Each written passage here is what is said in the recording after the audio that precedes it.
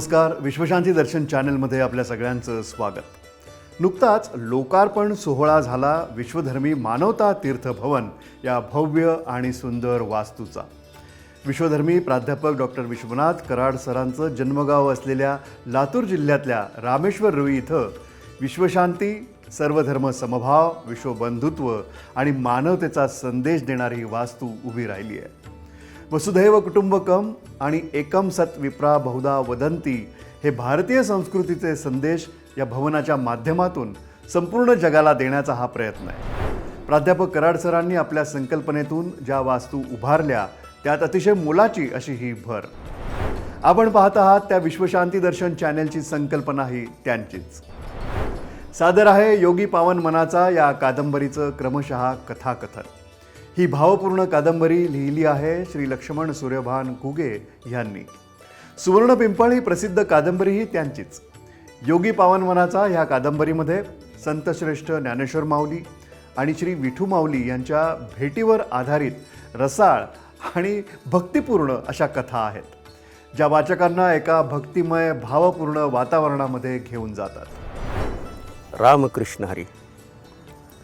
श्रोतेगण हो, आत्तापर्यंत ज्ञानोबा माऊलींच्या विरहिणींचा प्रवास तुम्ही ऐकलात.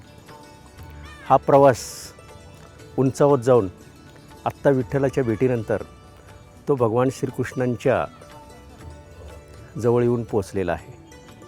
भगवान श्रीकृष्ण ज्ञानोबा माऊलींना माऊली होण्यासाठी काय करावं लागेल त्याचं सुंदर चिंतन या भागात आपण पाहणार आहोत. सादर आहे कथा 17वी, श्री ज्ञानोबा माऊली आणि भगवान श्रीकृष्ण अजरामर भेट.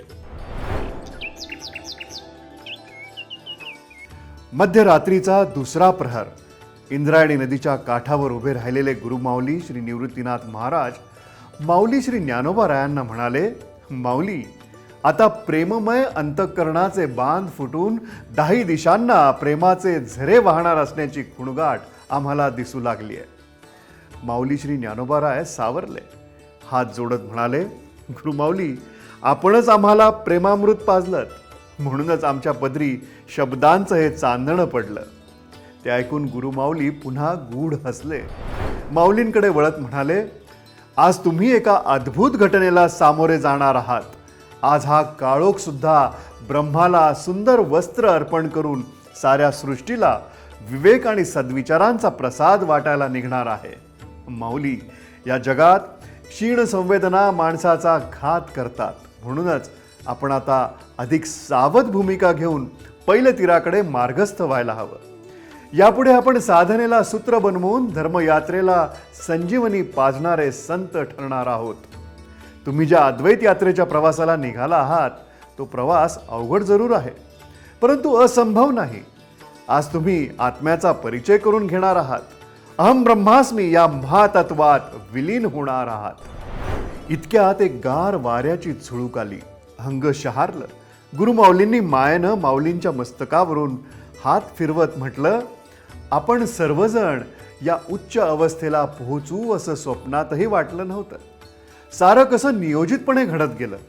आज तुमची आणि भगवान श्रीकृष्णांची अलौकिक भेट होणार आहे.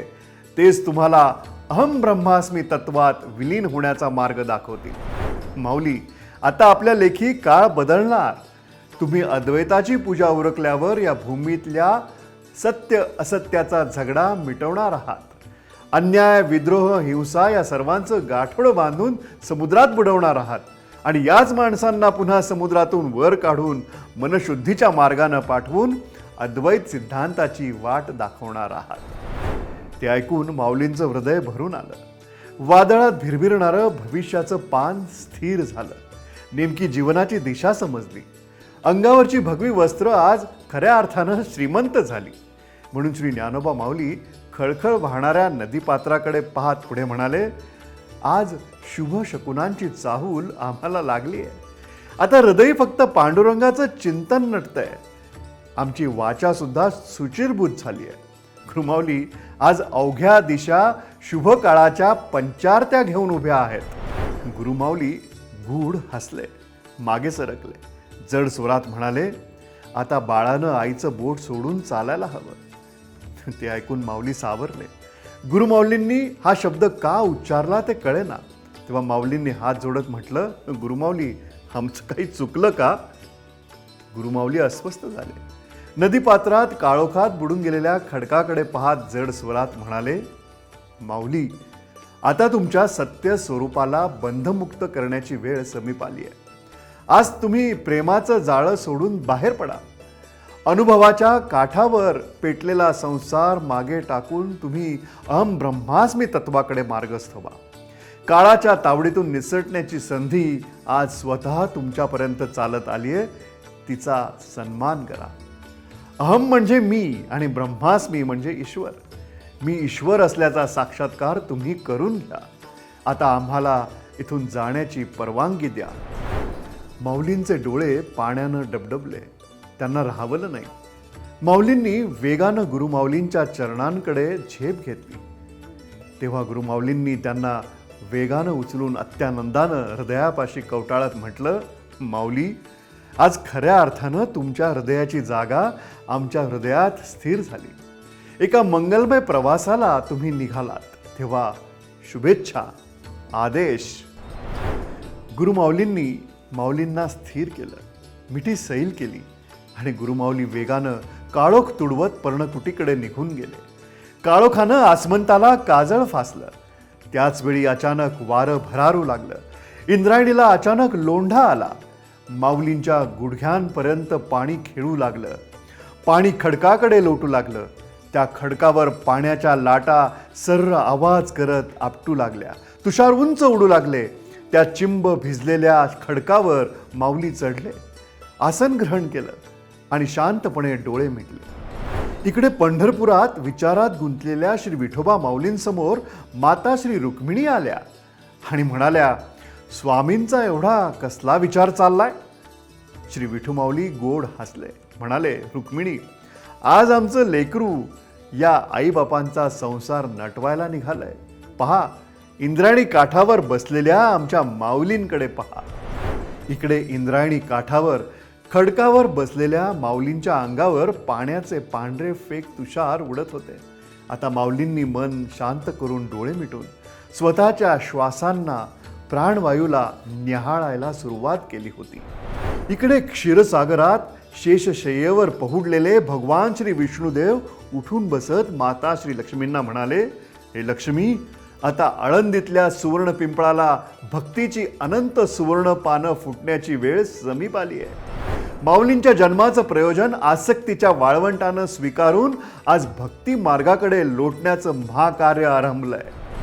पेटलेल्या संसार गाथा आणि अहंकाराच्या उभ्या पेटलेल्या मशाली आज अमृत सागरात बुडून लुप्त होणार.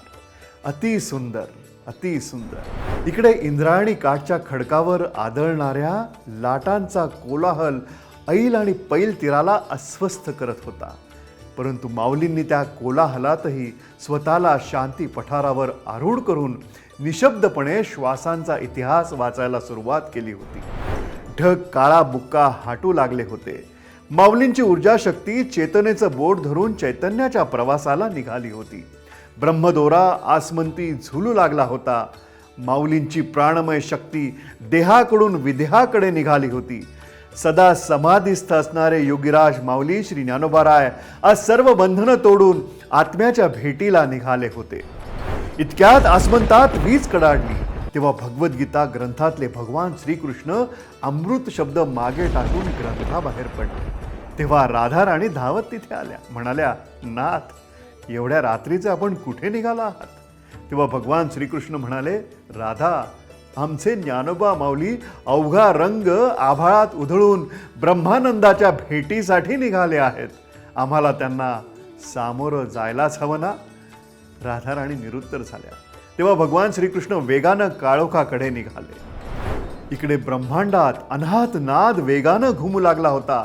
माऊलींची प्राणमय शक्ती देहाकडून विदेहाकडे निघाली होती. चित्ताला आज परमात्म्याची ओढ लागली होती. माऊलींची प्राणज्योत पुढे येत असताना अनंत तारे तारकांचे विस्फोट दिवाळ सण साजरा करू लागले होते.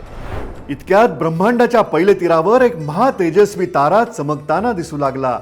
तेव्हा तो तेजस्वी तारा पुढे आलेल्या माऊलींच्या प्राण ज्योतीला म्हणाला, माऊली, आपलं आत्म्याच्या साम्राज्यात सहर्ष स्वागत आहे. तेव्हा माऊलींच्या प्राणज्योतीने माऊलींच्या शरीराचं रूप धारण केलं. माऊलींनी त्या तेजस्वी घुमणाऱ्या ताऱ्याला प्रणिपात करत म्हटलं, हे सर्वेश्वर आत्मरूपा, आता तुम्ही सुद्धा शरीर रूपात प्रकट व्हा. त्याचवेळी ज्योतींची एक महारांग संपूर्ण ब्रह्मांडात जय जय रामकृष्ण हरी म्हणत नाचू लागली. तारे तारकांनी अणु रेणूंच्या पदरात चैतन्याचं दान टाकत जय जय रामकृष्ण हरीचा महाजागर सुरू केला. नऊ नारायणांनी शंखनाद आरंभला. काया परकाया ब्रह्मांडात फुगडी खेळू लागल्या. अनेक गायींच्या हंबरण्याचा आवाज ऐकू लागला. तो महातेजस्वी आत्मा वेगानं फिरू लागला. तेव्हा त्या प्रखर दिव्य प्रकाशानं माऊलींचे डोळे दिपून गेले. त्या दिव्य प्रकाशानं माऊलींच्या मनातला उर्वरित अंधार नष्ट झाला. ब्रह्म साम्राज्याला प्रकाशित करणाऱ्या ज्ञानज्योती माऊलींच्या अंतःकरणात प्रज्वलित झाल्या.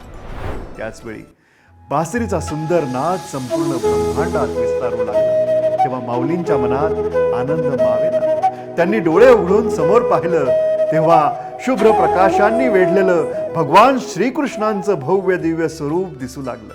प्रचंड प्रकाशानं भगवंत झळाळू लागले. संपूर्ण ब्रह्मांडात प्रखर प्रकाशाशिवाय माऊलींना काहीच दिसेना. तन मन हरपलं. संकल्प विकल्प बंद झाले. बुद्धी विचारांना आवरेनाशी झाली. वृत्ती निवृत्तीच्या पोटात शिरल्या. मनात चिंतनाचे टाळ वाजू लागले. रामकृष्ण हरी जय जय रामकृष्ण हरी म्हणत अमृत रसाच्या घागरी ब्रह्मांडात अमृताची शिंपण करू लागल्या. माऊलींच्या वैराग्यपूर्ण कायेला एका विलक्षण प्रकाशानं घेरलं.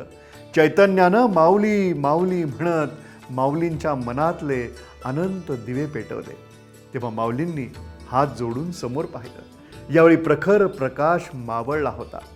संपूर्ण ब्रह्मांडात सांज वेळेसारखा मंद प्रकाश पसरला होता आणि त्याच मंद प्रकाश लाटेतून पुढे आले ते भगवान श्रीकृष्ण.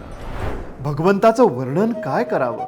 सौंदर्य लक्ष्मीचं भांडार असलेले, लावण्याची साम्राज्य देहावर धारण केलेले, मस्तकावर चमचम करणारा सोन्या हिऱ्यांचा मुकुट, संपूर्ण देहाचा नीलवर्ण, अंगावर रेशमी वस्त्र, केसात मोरपीस खोवलेले आणि एका हातात बासरी घेऊन पुढे आलेले भगवंत पाहताच माऊलींनी हात जोडत म्हटलं, सावळे सगुण सकळा जीवांचे जीवन, घनानंद मूर्ती पाहता हरपले मन.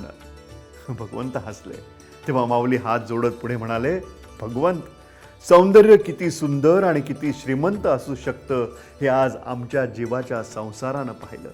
तुमच्या दर्शनानं आज आमच्या जन्माचा संसार भावगंगेला मिळाला. खरोखर भगवंता, आज तुमच्या दर्शनानं अपार ब्रह्मानंद झाला. तुम्ही 5000 वर्षांपूर्वी वेद प्रमाण करण्यासाठी गोकुळात प्रकट झालात. आज पुन्हा आमच्यासाठी आला. म्हणून हा जीव पावन पवित्र धन्य झाला. त्याचवेळी माऊलींच्या डोळ्यातून खळकन अश्रुथेंब गालावर निथळला. माऊली म्हणाले, मूळ ना ढाळ शाखा ना पल्लव, हा कैसा देव आम्हा घरी. माऊलींनी भगवंतांकडे नीट पाहिलं. सर्व दिशांनी रामकृष्ण हरी जय जय रामकृष्ण हरीचा आवाज ऐकू येऊ लागला. तेव्हा माऊलींना भगवंताच्या देहात साक्षात पांडुरंगाचं रूप दिसू लागलं. तेव्हा माऊली म्हणाले, भगवान, आज आम्हाला तुमच्यात आमच्या पंढरीच्या पांडुरंगाचं दर्शन होत आहे. वेगी सांग कसा कोण हे रूपडे, कृष्णची चहूकडे बिंबला असे. बाप रखुमा देवी वरू विठ्ठल सखी, कृष्णरूपी सुखी तनू झाली. भगवंता, किती आमचं भाग्य. ताकासाठी आलो होतो, पण भांड लपवू कसं. आत्मा राम नयनी निरखुणी देखिला, निळा रंग होतीला आदि अंती. आदि ब्रह्ममूर्ती तूची विष्णू स्थिती, तुझ कैवल्यापती मोल नाही. भगवंता, तुम्हीच क्षीरसागरात शेषशय्येवर पहुडणारे भगवान श्री विष्णू आहात. तुम्हीच आमचे विठुमाऊली आहात आणि तुम्हीच नीलवर्णाचे अर्जुनाला भगवद्गीता सांगणारे भगवान श्रीकृष्णही आहात. जीव धन्य झाला प्रभो. रामकृष्ण हरी जय जय रामकृष्ण हरी.